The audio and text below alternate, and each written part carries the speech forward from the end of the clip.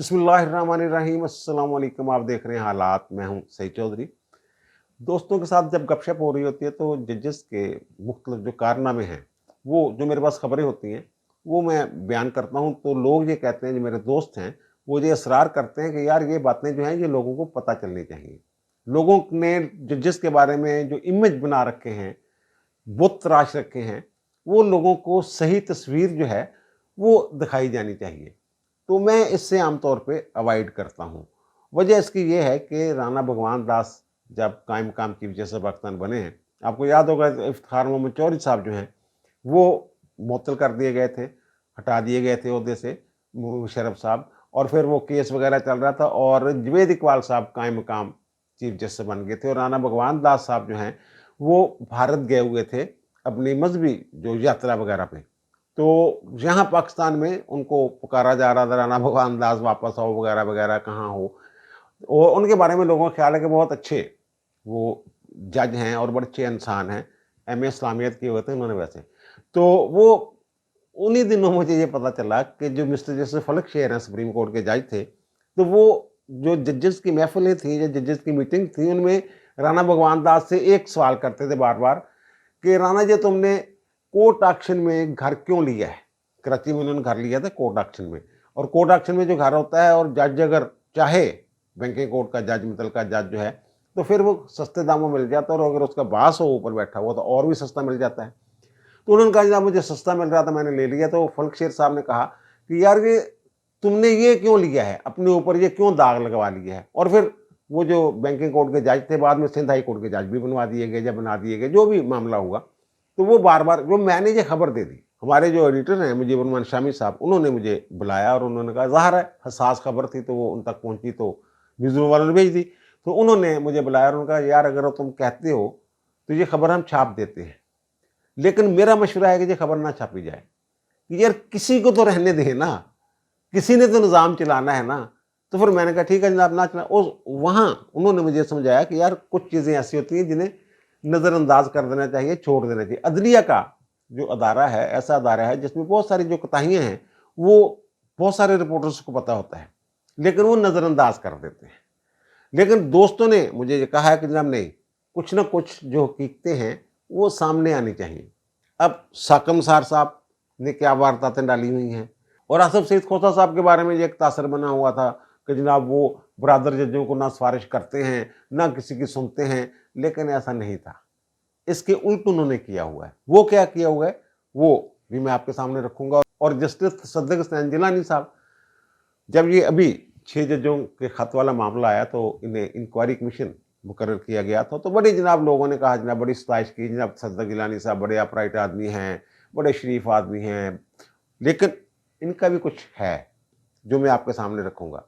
यानी कि जो साबिक 3 चीफ जस्टिस साहबान हैं उनके बारे में, यानी कि तसद्दुक़ जिलानी साहब, साकम सार साहब और आसफ सईद खोसा साहब, और हो सकता है इस्लामाबाद के किसी जज के बारे में भी जो खबरें हैं वो मैं आपके साथ शेयर करूं। पहले तो आप सुन लें जनाब जस्टिस मियाँ साकब निसार साहब। जस्टिस मियाँ साकब निसार साहब रहते हैं गार्डन टाउन में, अहमद बुलाक में, और इनके वालिद साहब जो थे मियाँ निसार, वो लाहौर हाई कोर्ट के जज रह चुके हुए हैं और बड़े शरीफ आदमी थे। और बहुत सारे लोग ये कहते हैं जनाब ये अपने साकब निसार साहब ना अपने दादा चले गए हैं, इनकी हरकतें, वो बहरहाल वो दादा वाली स्टोरी तो अलग स्टोरी है। तो ये जनाब साकब निसार साहब, जनाब एक साहब होते थे रेहान सिद्दीकी साहब। रेहान सिद्दीकी साहब का 2 कनाल का एक घर था गार्डन टाउन में, और वो गार्डन ब्लॉक उसमें 27 नंबर वो घर था, और अब उस घर का नंबर है 79, अब 79 नंबर उस घर का नंबर है। तो वो रेहान सिद्दीकी साहब ने वो 2 कनाल का जो घर है किसी को किराए पे दिया हुआ था। और ज़ाहिर है 2 कनाल का जो बंदा घर लेता है तो उसके पास पैसा भी होता है, असर और सूख भी होता है। तो वो किराया देते रहे जब तक रेहान सिद्दीकी साहब जिंदा रहे। तो रेहान सिद्दीकी साहब जब वफात पा गए तो वो जो किराएदार साहब थे उन्होंने किराया देना बंद कर लिया। यानी किराएदार से वो कब्जा ग्रुप बन गए, ना घर का वो छोड़ रहे थे कब्जा और ना किराया दे रहे थे। और उनकी जो अहलिया थी, रेहान सिद्दीकी साहब की अहलिया, वो क्वीन मैरी कॉलेज की प्रिंसिपल रह चुकी हुई हैं, अब वफात पा गई हैं। तो उनका बेटा कोई नहीं था मेरी इतला के मुताबिक। बस बेटियां ही थी, और जो बेवा खातून हो और बेटियां हो, बेटा ना हो, सहारा ना हो, तो वो लड़ाई झगड़े से अवॉइड करता है बंदा। तो उन्होंने जनाब, मैंने अर्ज किया ना कि मियां निसार साहब जो साकम निसार के वालिद साहब थे, वो हाई कोर्ट के ज़ाहिर है जज थे और रसूख था। अब वो जो बेवा खातून है ना मिसेस सिद्दीकी, वो जाती है साकम निसार साहब के पास कि जनाब वो मेरे घर का आप कब्जा छुड़वा दें, मेहरबानी, आप बड़े तगड़े वकील हैं, और फिर वालिद साहब का हवाला दिया उन्होंने मेरी इत्तला के मुताबिक। तो इन्होंने कहा कोई बात नहीं, छुड़वा देते हैं, और इन्होंने फिर को केस कूस कर दिया। लेकिन वो ना किराया मिल रहा था, ना कोई ऐसी उम्मीद नज़र आ रही थी कि जनाब वो घर जो है वो खाली हो जाएगा।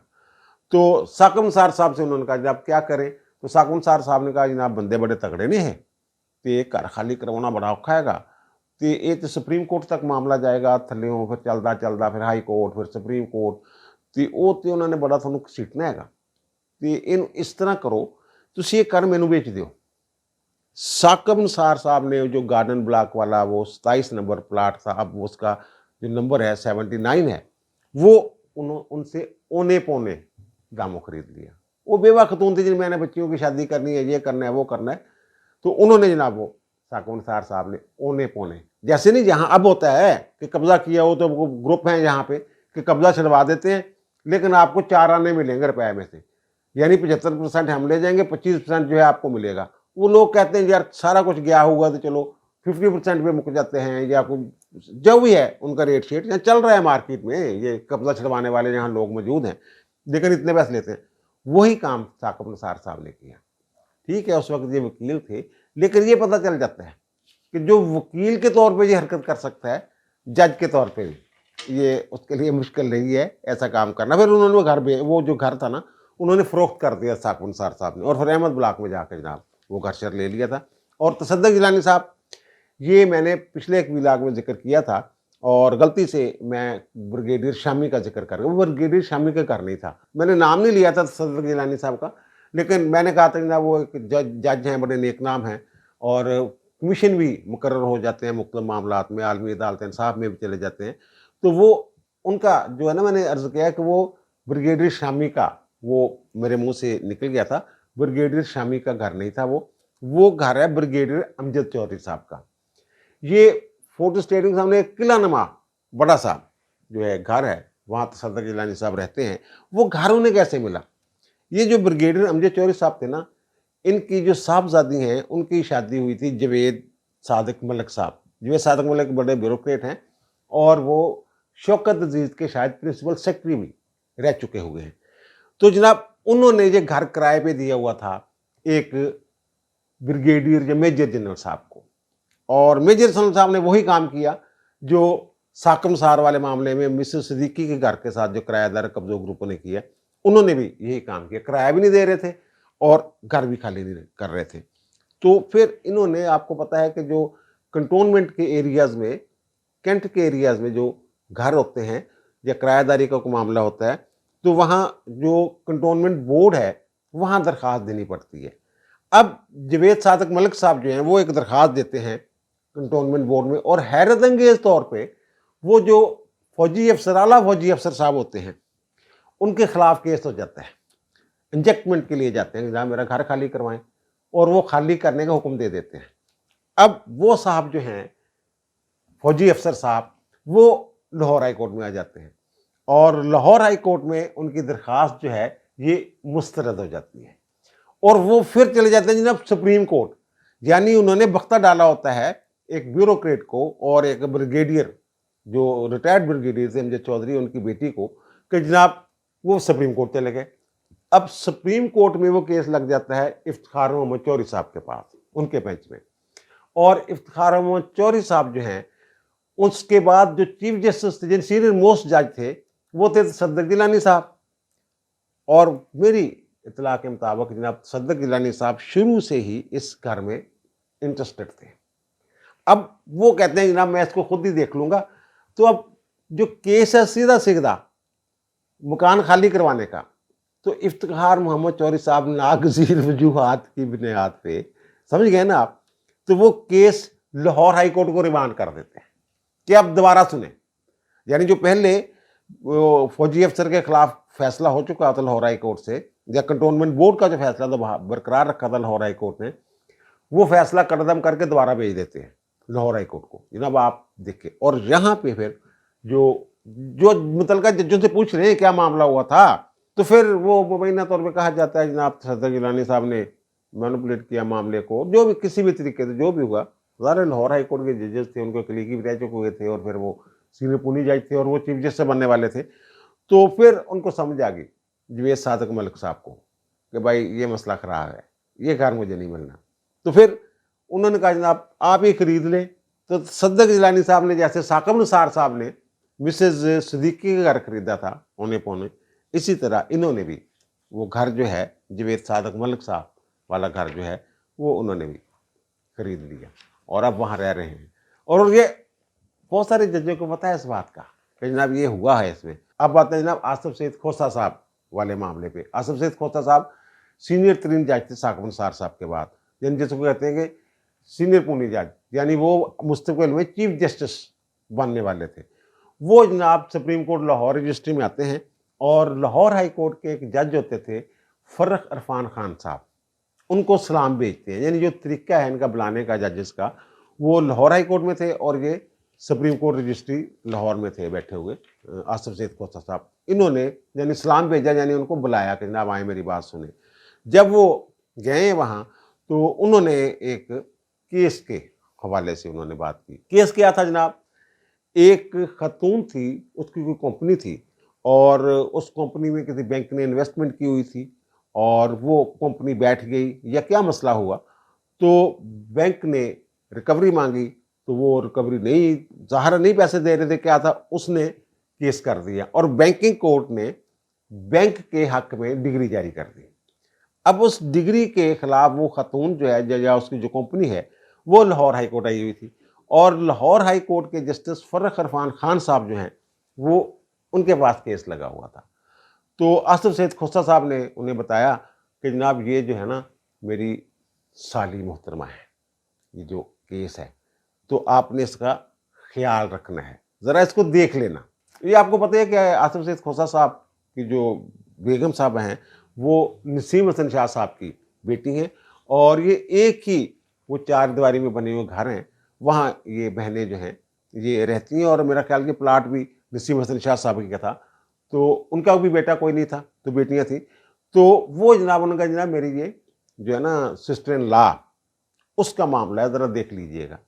अब फर्रख इरफान खान साहब अपनी नौयत के और ही जज थे, तो वो उन्होंने तो हमजा शहबाज जब अपोजिशन लीडर थे तो उन्होंने उसको बाहर जाने की इजाज़त दे दी, केस कूस बने हुए थे।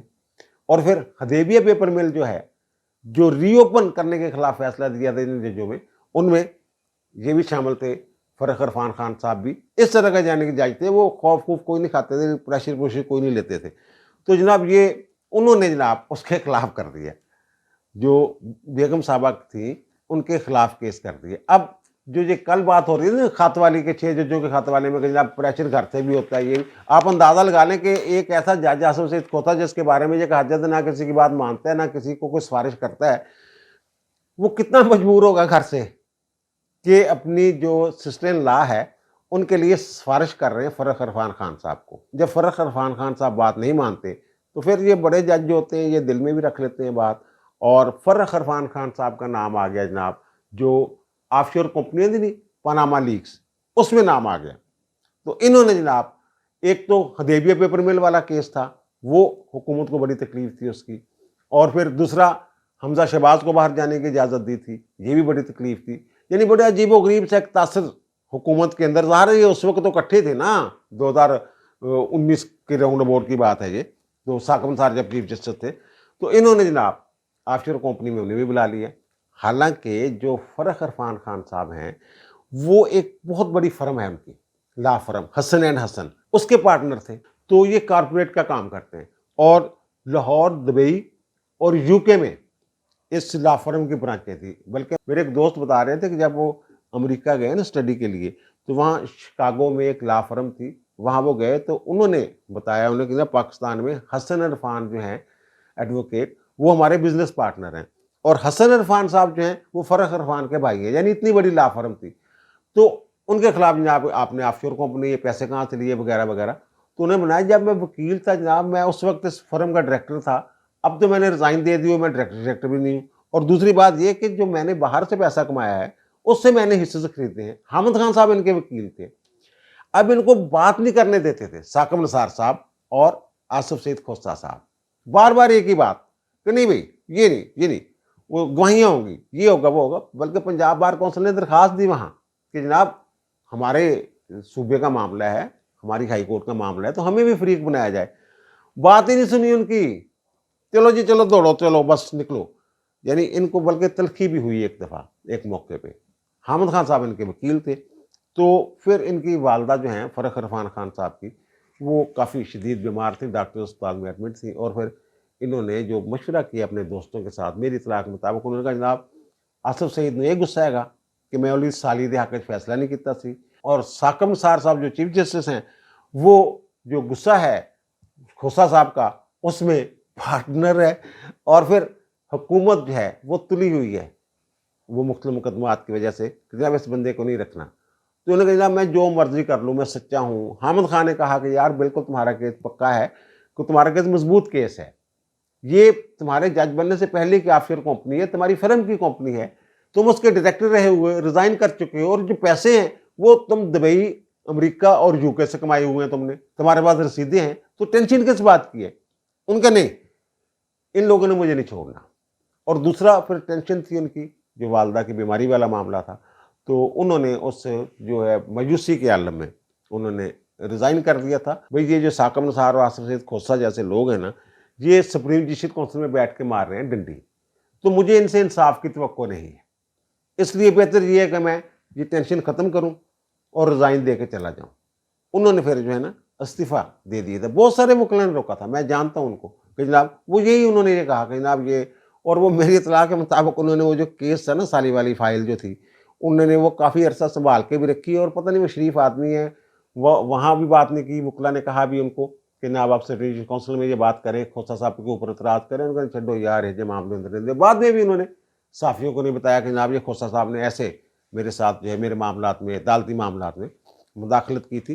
اور پھر اب اسلام آباد ہائی کورٹ میں 6 ججوں کا معاملہ ہے کہ جناب باہر سے مداخلت ہوتی ہے, یہ ہوتا ہے وہ ہوتا ہے, تو وہاں جناب وہاں بھی کچھ ایسی باتیں ہو رہی ہیں کہ جناب محسن اختر کیانی صاحب جو ہیں وہ ظاہر ہے سینئر ترین جج ہیں, سینئر پونی جج, اور اس کے پاس بہت سارے اختیارات ہوتے ہیں, ایڈمنسٹریشن کمیٹی کے بھی ممبر ہیں, اور پھر وہ انسپیکشن جج بھی ہیں. جو انسپیکشن جج ہوتا ہے, نگران جج ہوتا ہے متحدہ عدالتوں کا, جو اس کے متحد عدالتیں آتی ہیں وہ تو جو وہاں ACRs آتی ہیں سیشن جج لکھ کے بھیجتا ہے, اور سیشن جج کی وہ لکھتا ہے, انسپیکشن جج جو ہوتا ہے, نگران جج جس کو ہم کہتے ہیں.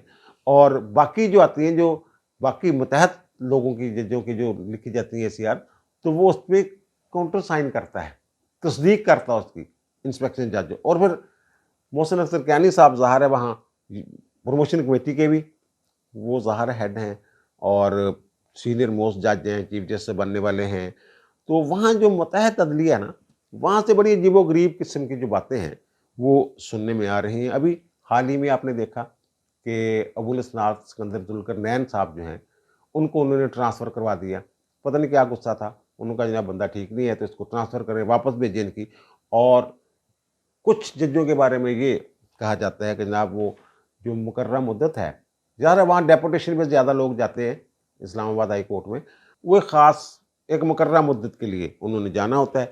لیکن پھر جو من پسند ہوتے ہیں انہیں ایکسٹینشن بھی مل جاتی ہے. بلکہ وہ جو محمد بشیر صاحب ہیں صاحب عدالت کے جج, ان کے بارے میں تو برملا انہوں نے گلشن اورنگزیب صاحب نے کہا تھا کہ جناب اسے میں نے تصدیق دلوائی, آخری تصدیق جو ہے وہ کہتے ہیں جناب میں نے دلوائی ہے.